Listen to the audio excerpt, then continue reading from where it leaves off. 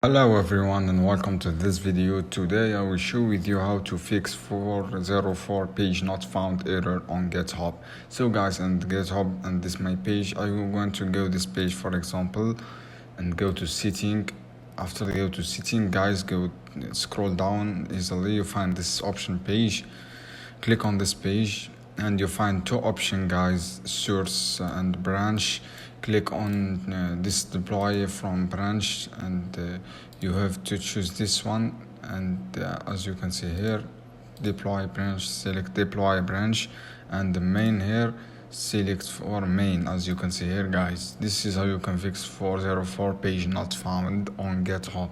So guys, this is actually how you can do this source. I save it. I hope this video helpful for you. Then don't forget to subscribe and like and share this video for more content, and any question down below and comment here and I will answer your question as soon as possible.